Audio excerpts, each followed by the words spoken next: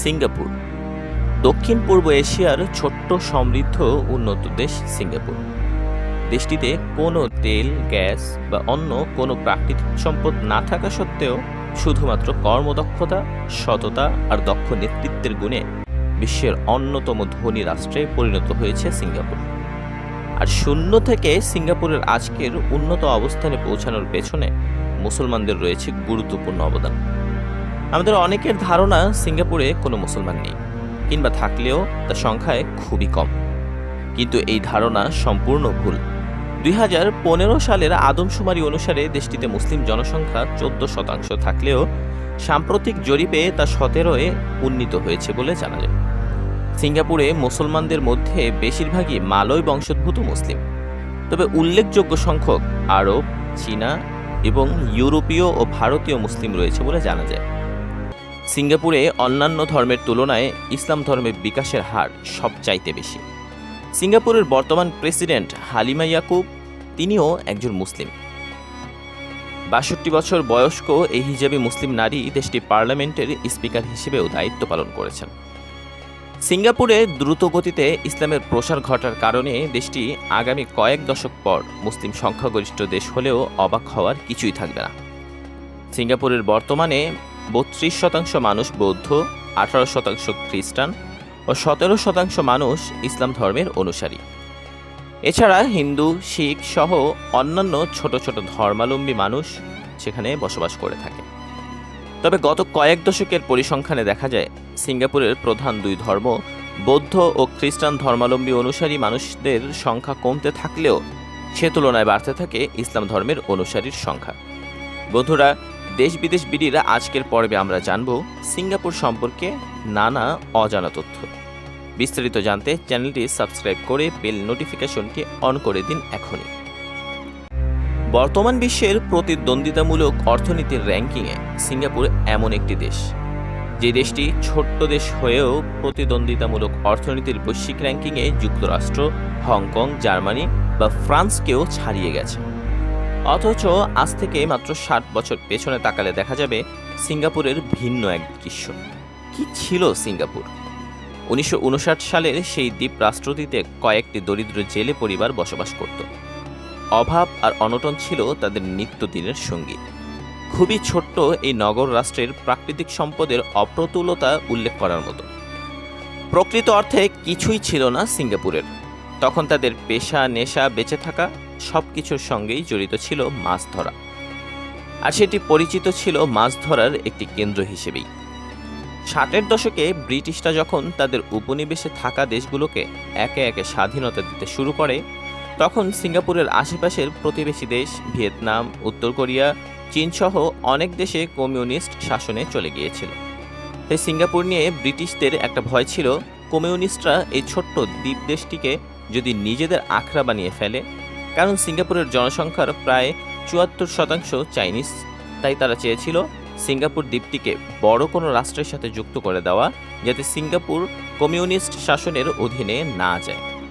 1963 সালের 16 September Singapore মালয়েশিয়ার সাথে যোগ দেয়, কিন্তু যোগ দেওয়ার মাত্র 2 বছর পর মালয়েশিয়ার সরকার সিঙ্গাপুরকে তাদের দেশ থেকে বের করে দেয়। কারণ এরকম দরিদ্র পীড়িত অঞ্চল, যাদের কোনো প্রাকৃতিক সম্পদ নেই, অশিক্ষিত বেকার জনগোষ্ঠী, সারাক্ষণ দাঙ্গা হাঙ্গামা লেগেই থাকে, এরকম একটা দ্বীপের জনসংখ্যা নিয়ে লাভই বা কি? সিঙ্গাপুরে আবার চায়না, সাউথ ইন্ডিয়ান, ইন্দোনেশিয়ান, মালয়েশিয়ার লোকজন নিয়ে তাদের জনসংখ্যা তৈরি। এতে করে সিঙ্গাপুরের জনগণের মধ্যে একতাও তৈরি হয়নি। এর মধ্যে দরিদ্রতা, ধর্মীয় দাঙ্গা নিয়ে হযবরল অবস্থা। সিঙ্গাপুর নিয়ে তখনকার মালয়েশিয়ার প্রধানমন্ত্রী টেংকু আব্দুর রহমান পড়লেন ঝামেলায়। তিনি আর নিজেকে সামলাতে পারেন না। মালয়েশিয়ার প্রধানমন্ত্রী সিদ্ধান্ত নিলেন সিঙ্গাপুরকে মালয়েশিয়া থেকে বের করে দেবেন। কিন্তু সিঙ্গাপুরের জনগণ আলাদা হতে চান না। 1965 সালের 6 আগস্ট সিঙ্গাপুরকে আলাদা করে দেওয়া হলো মালয়েশিয়া থেকে।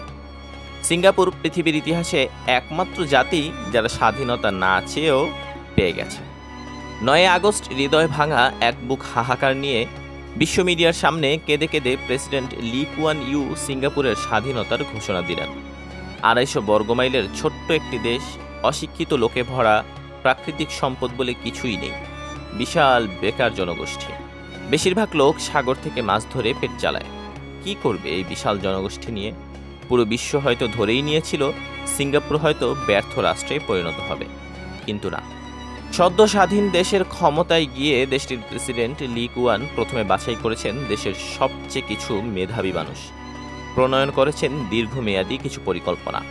প্রেসিডেন্ট লি কুয়ান প্রথমে সিঙ্গাপুরের মেধাবী তরুণদেরকে সরকারি বৃত্তি নিয়ে বিদেশে উচ্চশিক্ষা অর্জন করতে পাঠান এবং বৃত্তি প্রাপ্তির শর্ত অনুযায়ী ওই শিক্ষার্থীদের বিদেশে পড়াশোনা শেষ করার পর দেশে ফিরে বাধ্যতামূলকভাবে নির্দিষ্ট কয়েক বছর সরকারি চাকরি করতে হবে। এছাড়া দক্ষ সরকারি কর্মীদের উচ্চ বেতন দেওয়া হয়। সরকারের আর্থিক সাফল্যের অনুপাত অনুযায়ী সরকারি কর্মচারীদের বোনাসও দেওয়া হয়। এত সুযোগ সুবিধা দেওয়ার পরও কোনো সরকারি কর্মচারী দুর্নীতি করলে তাকে কঠোর সাজা দেওয়া হয়। প্রথম দিকের এই মানুষগুলোর নিরলস পরিশ্রমে দেশটি ধীরে ধীরে তৃতীয় বিশ্বের কাতার হতে পৌঁছে যায় প্রথম বিশ্বে। লি কুয়ানের স্বল্প ট্যাক্স আর ব্যবসা বান্ধব নীতির কারণে স্বাধীনতার পর দেশটিতে ধেয়ে ধেয়ে বিদেশি বিনিয়োগ আসতে শুরু করে, আর এসব বিদেশি বিনিয়োগ সিঙ্গাপুরের অর্থনীতির মোড়ই ঘুরিয়ে দেয়। সিঙ্গাপুরের বর্তমানে বিশ্বের সবচেয়ে বড় বড় প্রযুক্তির টেক জায়ান্টের হেডকোয়ার্টার অথবা আঞ্চলিক কার্যালয় রয়েছে সিঙ্গাপুরে। লি কুয়ান মানুষের যে গুণটাকে সবচেয়ে প্রাধান্য দেন তা হচ্ছে সততা। শিক্ষা দীক্ষা মেধার ওপরেও স্থান হচ্ছে সততা। সিঙ্গাপুরের প্রতিটা মানুষের মাঝে তিনি এই সততার ভিতটা গভীরভাবে গেঁথে দিয়েছেন। আসলে দেশের জন্য সকল শিক্ষা ও মেধাই ব্যর্থ যদি মানুষ অসৎ হয়। অপরাধ দমনে সেখানে রয়েছে কঠোর আইন শৃঙ্খলা। নিচ্ছিদ্র নিরাপত্তার চাদরে দেশকে ঢেকে রাখতে 24 ঘন্টাই সাদা পোশাকে ঘুরে বেড়ায় পুলিশ। ছোটখাটো অপরাধের কারণেও সিঙ্গাপুরে বিশাল অঙ্কের জরিমানা দিতে হয়। সিঙ্গাপুরের সবচেয়ে যে জিনিসটা মুগ্ধ করে তা হচ্ছে নারীদের নিরাপদ অবাধ চলাচল।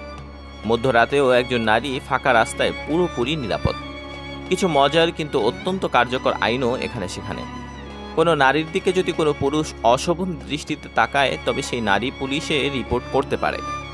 পুলিশ সেই বখাটেকে নিয়ে এমন করকানি দেয় যে সেই পুরুষ আর দ্বিতীয়বার কোনো নারীর দিকে তাকাতেও ভয় পায়। আরেকটি মজাদার আইন হচ্ছে ময়লা ফেলা বিষয়ক আইন। যেখানে সেখানে থুতু ফেলা বা ময়লা ফেলা এখানে একটি অপরাধ। কাজেই লিটারিং করলে শাস্তি হচ্ছে একদিন একটি পরিবেশ সচেতনতা বিষয়ক বোরিং সেমিনারে অংশ নিতে হবে ও তারপর পুরো একটি দিন একটি নির্দিষ্ট এলাকার ঝাড়ুদারের দায়িত্ব নিতে হবে। নাগরিক সুযোগ সুবিধার কথা বলতে গেলে বলতে হবে 24 ঘন্টা বিদ্যুৎ, পানি, উন্নত ইংলিশ মিডিয়াম শিক্ষা ব্যবস্থা যা কিনা স্কুল ও কলেজ লেভেল পর্যন্ত ফ্রি, সাবসিডাইজড উন্নত চিকিৎসা ব্যবস্থা, সবার জন্য আবাসন সুব্যবস্থা, উন্নত জব মার্কেট ইত্যাদি। সৎ ও যোগ্য শাসক এবং জনগণ নিয়ে যে কোনো দেশ উন্নয়নের শিখরে পৌঁছাতে পারে তার প্রমাণ এই সিঙ্গাপুর। দেশটি ভোট দেওয়া বাধ্যতামূলক। কেউ ভোট না দিলে মোটা অঙ্কের জরিমানা গুনতে হয়। তবে সিঙ্গাপুরের সরকারকে একদলীয় বলে সমালোচনা করলেও দেশটি সবসময়ই একটি স্বচ্ছ দুর্নীতিমুক্ত সরকার হিসেবে বহির্বিশ্বে পরিচিত। ট্রান্সপারেন্সি ইন্টারন্যাশনালের মতে সিঙ্গাপুর বহুদিন ধরেই এশিয়ার সবচেয়ে দুর্নীতিমুক্ত দেশ। এমনকি মানবাধিকার, সাম্প্রদায়িক সম্প্রীতি রক্ষায় সিঙ্গাপুর সরকার বেশ তৎপর। কিছুদিন আগেও ভারতের কট্টর হিন্দুত্ববাদী মোদী সরকারের পৃষ্ঠপোষকতায় নির্মিত কাশ্মীর ফাইলস মুভি সিঙ্গাপুর সরকার সিঙ্গাপুরে নিষিদ্ধ করেন। এমনকি বর্তমান সিঙ্গাপুরের প্রধানমন্ত্রী লি সিয়েন লুং সম্প্রতি ভারতের লোকসভার অধিকাংশ সদস্যকে ধর্ষক ও খুনি বলে ভারতের বেশ সমালোচনার মুখে পড়েন। While Nehru's India has become one where, according to media reports, almost half the MPs in the Lok Sabha have criminal charges pending against them. সিঙ্গাপুরের মাউন্ট এলিজাবেথ হাসপাতাল দক্ষিণ পূর্ব এশিয়ার সবচেয়ে উন্নত বেসরকারি ও অত্যাধুনিক হাসপাতাল। চিকিৎসার মান উন্নত হওয়ার কারণে বিভিন্ন প্রতিবেশী দেশের রাজা, বাদশাহ, মন্ত্রী, এমপি, শিল্পপতিরা সেখানে চিকিৎসা সেবা নিতে আসেন। বাংলাদেশেরও মন্ত্রী, এমপি, শিল্পপতি সিঙ্গাপুরে তাদের চিকিৎসা করান এই হাসপাতালে। বসতবাড়ি ও রাস্তাঘাট খুবই পরিষ্কার পরিচ্ছন্ন। দেশের কোথাও এক টুকরো কাগজ, পলিথিন, খালি বোতল বা অন্য কোনো আবর্জনা সৃষ্টিকারী কোনো উপকরণ পাওয়া যাবে না। সব মিলিয়ে তলাবিহীন ঝুড়ি থেকে শুরু করে বিশ্বের অন্যতম বাণিজ্যিক কেন্দ্রে পরিণত হওয়া এই ছোট্ট দেশটি হতে পারে বাংলাদেশের জন্য অনুপ্রেরণা।